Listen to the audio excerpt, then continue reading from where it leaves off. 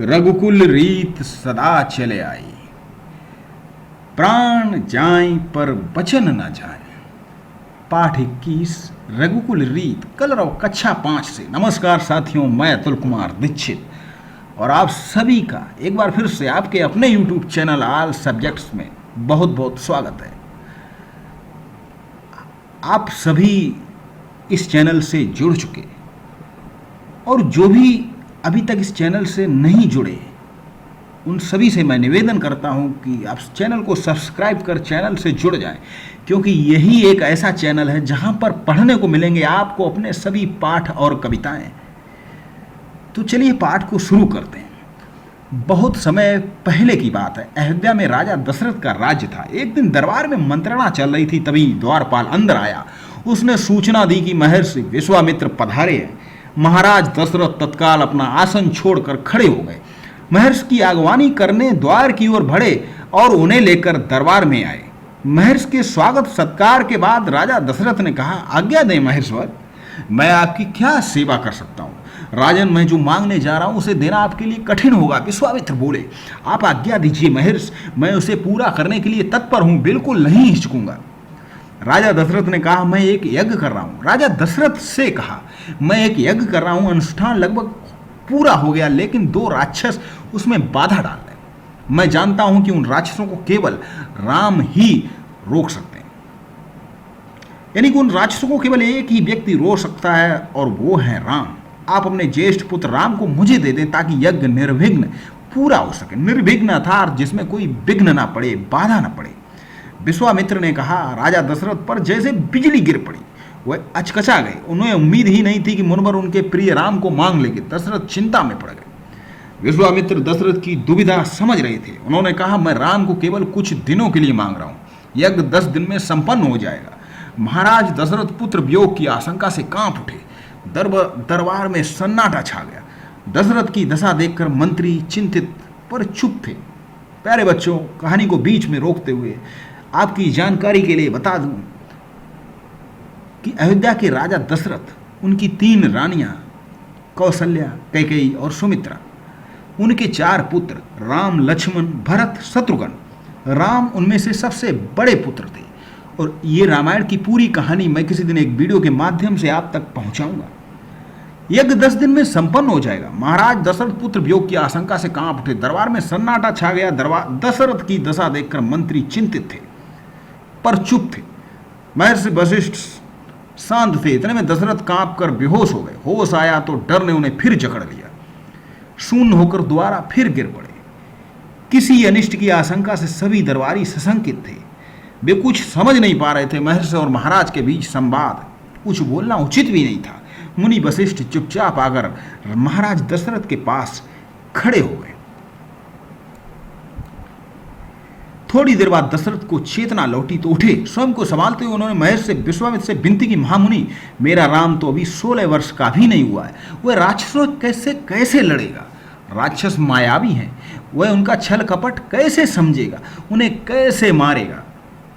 इससे अच्छा तो यही होगा कि आप मेरी सेना ले जाएं, मैं स्वयं आपके साथ चलूंगा, राक्षसों से युद्ध करूंगा। मैं राम के बिना नहीं रह सकता महामुनि, एक पल भी नहीं। आप राम को छोड़कर जो चाहें मांग लें, उसे मत ले जाइए। महर्षि विश्वामित्र ने कोई प्रतिक्रिया व्यक्त नहीं की। उन्हें अपने यज्ञ के नियम याद थे। क्रोध करने से यज्ञ खंडित हो जाता, अनुष्ठान अधूरा रह जाता। और प्यारे बच्चों, क्रोध करना ही नहीं चाहिए, क्योंकि क्रोध अक्ल को खा जाता है। क्रोध मनुष्य का सबसे बड़ा दुश्मन होता है।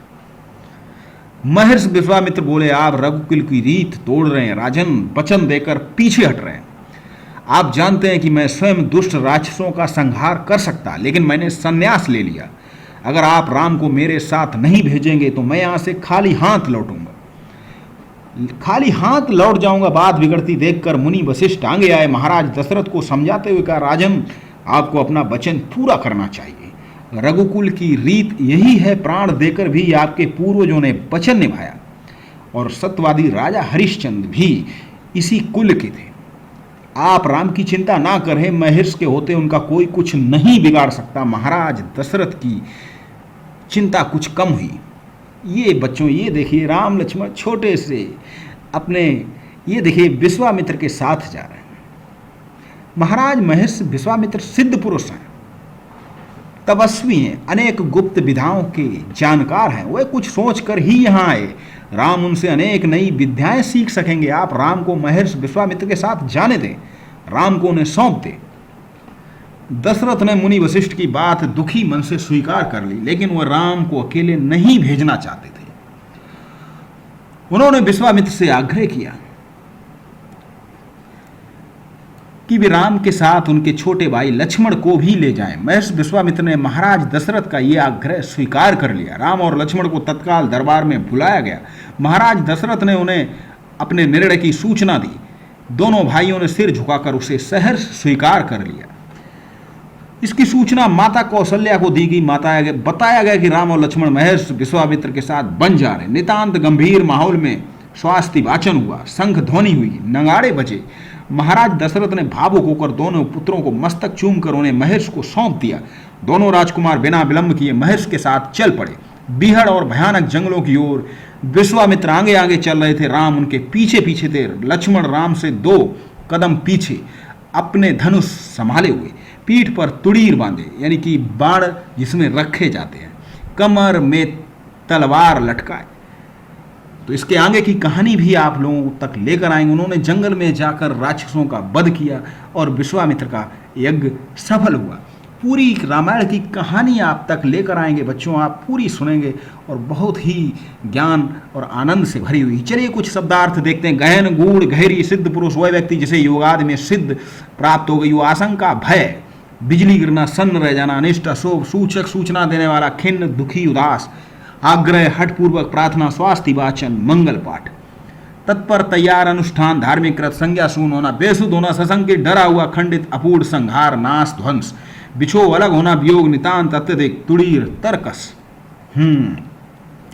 आपके यहाँ रामलीला भी होती होगी और आप राम लक्ष्मण के जो चरित्र हैं, उनके जो पात्र हैं, उनसे भी परिचित। राम कौन थे? राजा दशरथ के पुत्र थे, बड़े पुत्र। विश्वामित्र ने महाराज दशरथ से राम को क्यों मांगा? क्योंकि राक्षस लोग उनके यज्ञ में व्यवधान डालते थे। विश्वामित्र अपना क्रोध क्यों नहीं व्यक्त कर रहे थे? क्योंकि वो संन्यास ले चुके थे और क्रोध करना मनुष्य के लिए बहुत ही नुकसान और ये हमारे अक्ल को भी खा जाता। गुरु वशिष्ठ ने महर्षि विश्वामित्र के साथ रहने पर राजकुमार राम को होने वाले लाभ के बारे में, क्योंकि वो वहाँ नई नई विद्या सीखेंगे। पाठ में आए नामों के लिए कुछ सम्मानपरक शब्द लिखिए। विश्वामित्र, दशरथ, वशिष्ठ। आप पाठ को एक बार फिर से सुनिए और इन प्रश्नों के उत्तर लिखकर अपने शिक्षकों को व्हाट्सएप या ऑनलाइन क्लास के माध्यम से जरूर पहुंचाएं, चेक करवाएं। आपको किन किन बातों पर क्रोध आता है, क्रोध आने पर आप क्या करते हैं, क्रोध आपको क्या हानि अथवा लाभ होता है। चलिए क्रोध के बारे में आपको बता दें। जब भी आपको क्रोध आए, लंबी सांस खींचें। भाषा के रंग शब्द एक जैसे अर्थ दो। नीचे कुछ शब्दों के जोड़े लिखे हैं जिसके अर्थ अलग अलग हैं। कूल, कुल, और कूल, वंश, किनारा, ग्रह, ग्रह, घर, आकाशीय पिंडों जैसी पृथ्वी, यानी कि एक ग्रह घर होता है, एक ग्रह आकाश पिंड जैसी पृथ्वी, एक कुल वंश होता है, एक कुल किनारा होता है। तो चलिए वशिष्ठ, राक्षस, संन्यास, महर्षि, आशीर्वाद, रीत, इन शब्दों को सही कर लिखना। आपने पाठ पढ़ेंगे तो आप इनको सही कर सकते हैं। बिजली गिरना, संज्ञा शून्य होना, वाक्य प्रयोग। और चलिए फिर मिलते हैं किसी नए पाठ, नई कविता, नई मोटिवेशनल कहानी, नए किसी चित्र के साथ। तब तक के लिए आप सभी को बहुत बहुत प्यार, बहुत बहुत नमस्कार।